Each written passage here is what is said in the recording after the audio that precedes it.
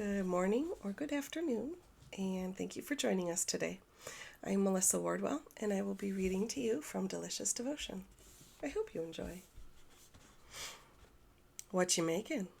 Scott's arms inched around Beth's waist as she slathered fresh garlic butter on a piece of bread and placed it butter side down into the cast iron skillet before layering it perfectly with smoked white cheddar, Swiss, and Gouda.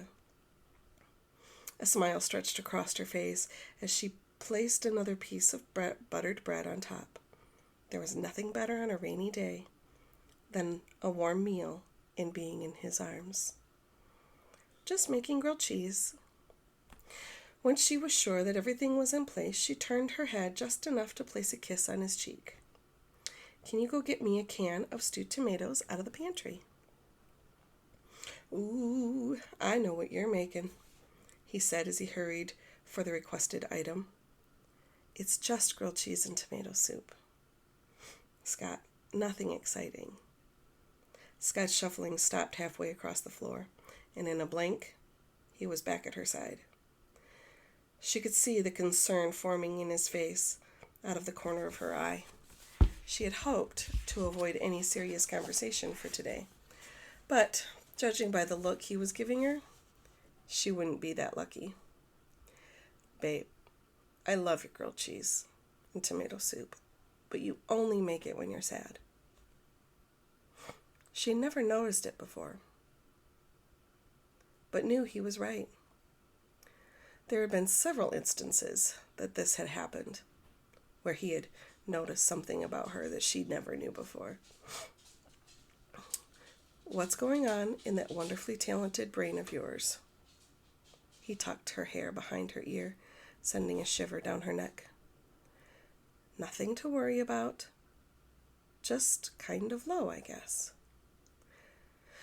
She hoped that was a good enough excuse to satisfy him. I don't think so. Then again, maybe not. I know that this meal does the same thing for you as a pie or a cake does for me. It puts you in a good mood, or at least brings you comfort. I know something is bothering you. He turned her so that she could face him. Talk to me. Just tell him, Beth. She thought. Daddy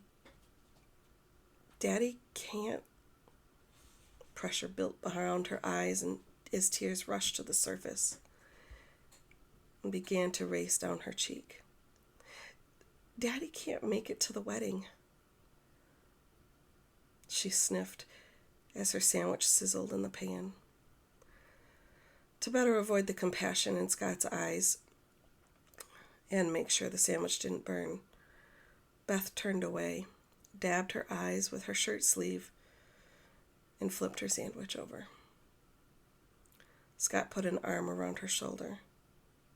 I am so sorry, darling. He can't get time off?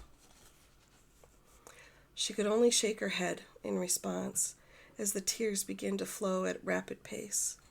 It took her several minutes before she felt like she could explain further. He said that their hospital was short-staffed with surgeons, that no one was allowed to take Christmas week off. If he does happen to have that week open, he won't know until the last minute.